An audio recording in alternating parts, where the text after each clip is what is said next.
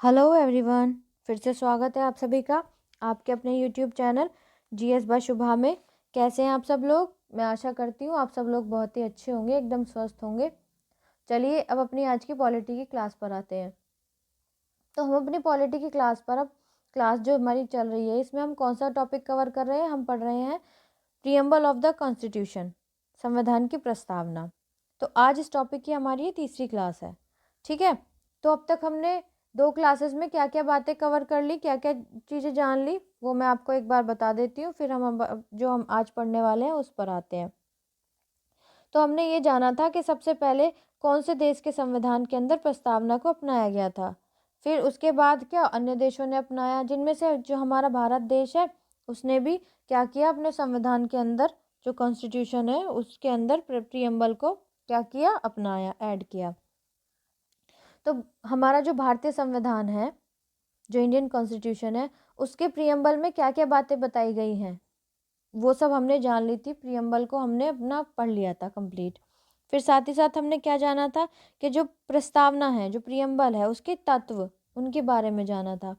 फिर हमने ये जाना कि जब हम अपना प्रीएम्बल पढ़ रहे थे, जो हम अपनी प्रस्तावना पढ़ रही थी, तो उसमें कुछ शब्द आए थे, कुछ क्या आए थे, मुख्य शब्द आए थे।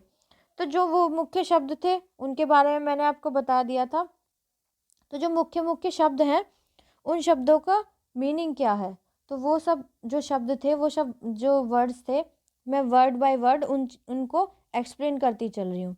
तो कल की क्लास में हमने कौन से जो शब्द थे उनको एक्सप्लेन कर लिया था। एक तो संप्रभुता, एक समाजवादी। ठीक है, तो अब हम जानते हैं कि आज हम कौन से शब्द को एक्सप्लेन करने वाले हैं, कौन से शब्द के बारे में हम पढ़ने वाले हैं।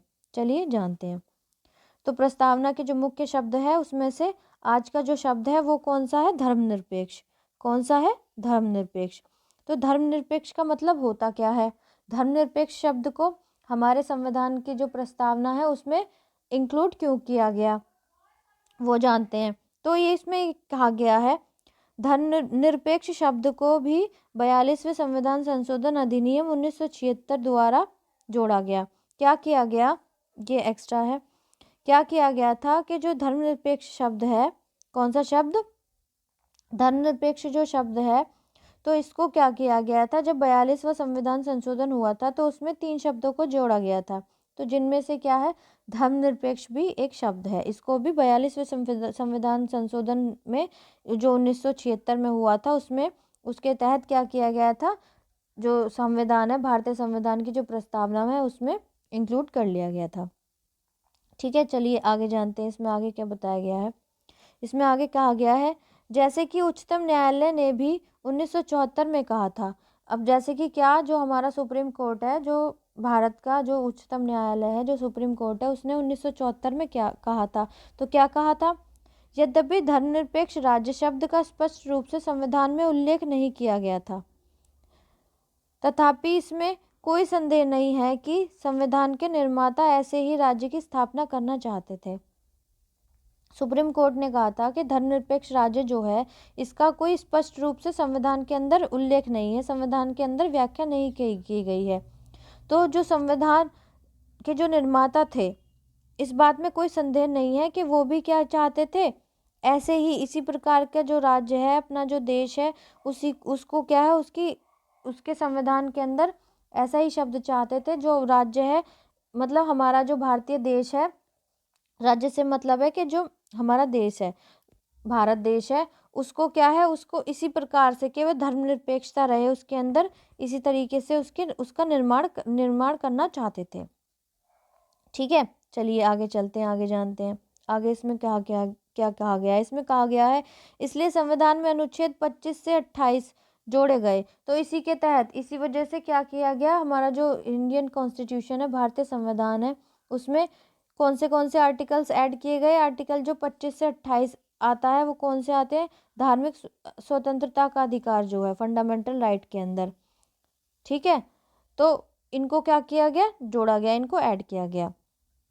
आगे जानते हैं आगे क्या है। भारतीय संविधान में धर्मनिरपेक्षता की सभी अवधारणाएं विद्यमान है। अब जो हमारा भारतीय संविधान है, जो इंडियन कॉन्स्टिट्यूशन है, तो उसके अंदर क्या है, जो धर्मनिरपेक्षता है, उसकी सभी अवधारणाएं हैं।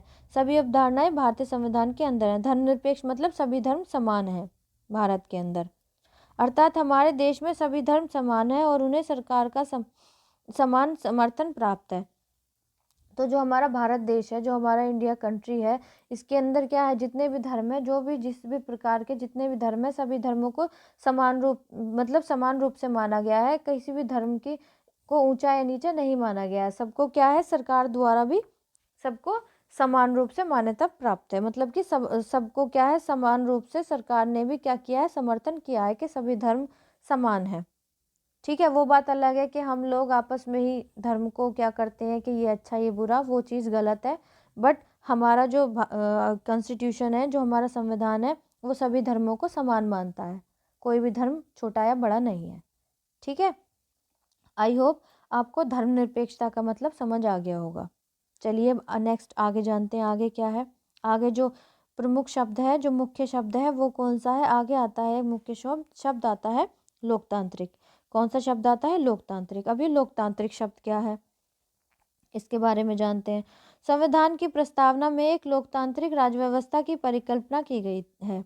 जो भारतीय संविधान है, इंडियन कॉन्स्टिट्यूशन है, उसके जो प्रियम्बल है, उसकी जो प्रस्तावना है, उसके अंदर क्या किया गया है कि लोकतांत्रिक राज्य व्यवस्था होनी चाहिए।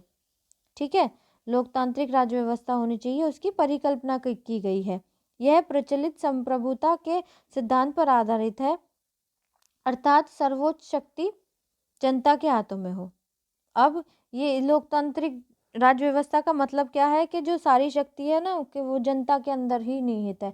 जनता खुद का अपना राजा जनता खुद चुनेगी, जनता को ये अधिकार है। लोकतंत्र का मतलब ये हो गया। ठीक है, चलिए आगे जानते हैं, आगे क्या कहा गया है इसमें। आगे कहा गया है, संविधान की प्रस्तावना में लोकतांत्रिक शब्द का इस्तेमाल वृहद रूप से किया है। अब जो संविधान की प्रस्तावना है, उसके अंदर जो लोकतंत्र जो शब्द है, लोकतांत्रिक जो शब्द है, इसका इस्तेमाल क्या किया गया है, वृहद रूप से किया गया है, जिसमें न केवल राजनीतिक लोकतंत्र बल्कि सामाजिक व आर्थिक लोकतंत्र को भी शामिल किया गया है। इसमें केवल ये नहीं है कि राजनीतिक लोकतंत्र के बस जनता को क्या है, जैसे राजनीति हो गई कि जनता को अधिकार है अपने राजा को चुनने का, साथ ही साथ जो सामाजिक और आर्थिक जितने भी लोकतंत्र हैं, सब ये सब इसमें शामिल हैं। ठीक है, पूर्ण रूप से जो भारतीय जो लोग हैं, उनको क्या है, हर चीज़ की स्वतंत्रता है। चलिए आगे जानते हैं, आगे क्या कहा गया है। आगे इसमें बताया गया है, इस आयाम पर डॉक्टर अंबेडकर ने 25 नवंबर 1949 को संविधान सभा में दिए गए अपने समापन भाषण में विशेष बल देते हुए कहा था। अब जब 25 नवंबर 1949 को जब संविधान सभा का समापन हो रहा था, तो जो डॉक्टर भीमराव अंबेडकर थे, उन्होंने अपने भाषण में क्या कहा था, विशेष बल देते हुए उन्होंने लोकतांत्रिक जो शब्द है, इस पर विशेष बल दे दिया। और इस जो लोकतांत्रिक शब्द है, इसके बारे में उन्होंने क्या कहा, क्या एक्सप्लेन किया, वो हम जानते हैं। जो अंबेडकर थे, भीमराव अंबेडकर, उन्होंने क्या कहा, चलिए ये जानते हैं। राजनीतिक लोकतंत्र तब तक स्थायी नहीं बन सकता जब तक कि उसके मूल में सामाजिक लोकतंत्र न हो। जो राजनीतिक लोकतंत्र है, मतलब राजनीति जो है, जो राजनीति की स्वतंत्रता जो है, एक तरीके से वो तब कब तक स्थायी नहीं बन सकता, जब तक समाज के अंदर लोकतंत्र नहीं होगा, जब तक सामाजिक लोकतंत्र नहीं होगा उसके मूल में, तो तब तक क्या है, राजनीतिक लोकतंत्र भी क्या नहीं हो सकता, स्थायी नहीं बन सकता। सामाजिक लोकतंत्र का क्या अर्थ है। अब ये सामाजिक लोकतंत्र है क्या, इसके बारे में उन्होंने बताया था। चलिए उसके बारे में जानते हैं। इसका अर्थ है वह जीवन शैली जो स्वाधीनता, समानता, भ्रातृत्व को मान्यता देता हो। मतलब क्या, जो सामाजिक लोकतंत्र है वो क्या है, जो जीवन शैली को स्वाधीनता देता हो, समानता देता हो, और भ्रातृत्व मतलब भाईचारा, इसको क्या देता हो, मान्यता देता हो। स्वाधीनता, समानता और भ्रातृत्व के सिद्धांत को अलग से एक त्रिय के रूप में नहीं देखा जाना चाहिए। मतलब स्वाधीनता, समानता और भ्रातृत्व, ये जो सिद्धांत है, इनको क्या है, अलग अलग नहीं बल्कि एक रूप में देखा जाना चाहिए। ठीक है, ये एक ही हैं। आगे जानते हैं, आगे क्या कहा गया है। ये आपस में मिलकर एक त्रिय की रचना इस अर्थ में करते हैं, यदि इसमें से एक को भी अलग कर दिया जाए तो लोकतंत्र का उद्देश्य पराजित हो जाएगा। मतलब ये तीनों शब्द एक समान है, शब्द सब तीनों शब्दों की क्या है, समान वैल्यू है। अगर एक को भी हटा दिया जाए तो इसके उद्देश्य से क्या होता है, जो लोकतंत्र है वो क्या होगा, लोकतंत्र का जो उद्देश्य है वो बिल्कुल समाप्त हो जाएगा, वो खत्म हो जाएगा कि तीनों जो शब्द हैं ये समान रूप से क्या है, ये सब समान रूप से हैं, इक्वल हैं ये। ठीक है, चलिए आगे देखते हैं, आगे उन्होंने क्या कहा। स्वाधीनता को समानता से अलग नहीं किया जा सकता। अभी स्वाधीनता जो है उसको क्या नहीं किया जा सकता, स्वाधीनता को समानता से अलग नहीं किया जा सकता और समानता को स्वाधीनता से अलग नहीं किया जा सकता। मतलब जो स्वाधीनता है वो समानता से अलग नहीं हो सकती और जो समानता है वो स्वाधीनता से अलग नहीं हो सकती। उसी प्रकार स्वाधीनता और समानता को भ्रातृत्व या बंधुत्व से भी अलग नहीं किया जा सकता।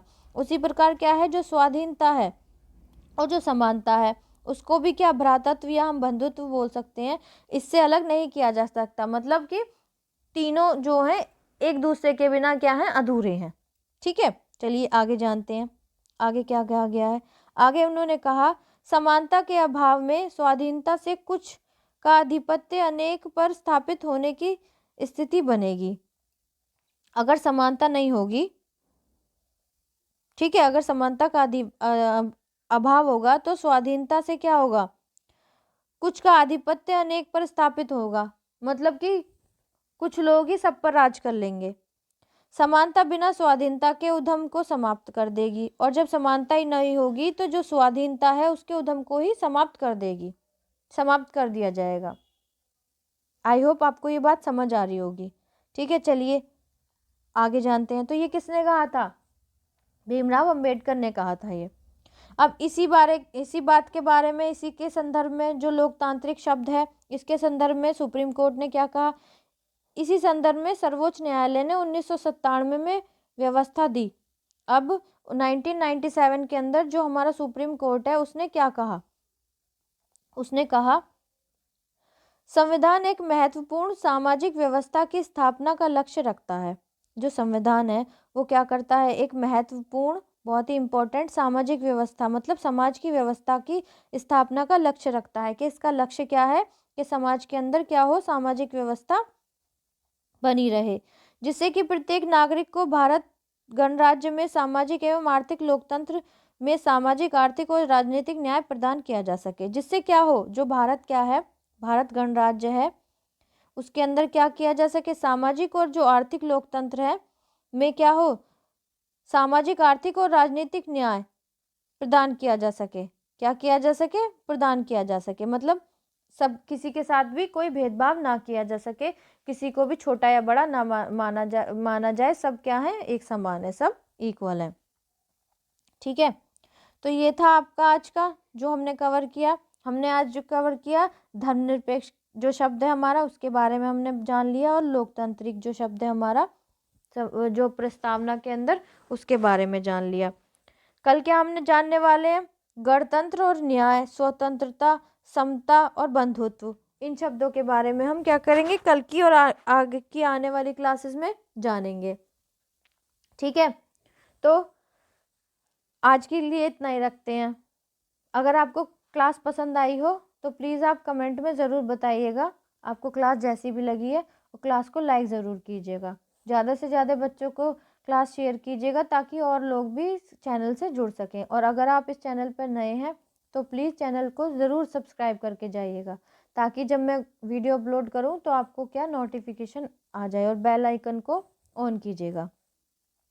तो ऐसा करते हैं, आज के लिए इतना ही रखते हैं, कल मिलते हैं अब कल की क्लास में। तब तक के लिए थैंक यू वेरी मच।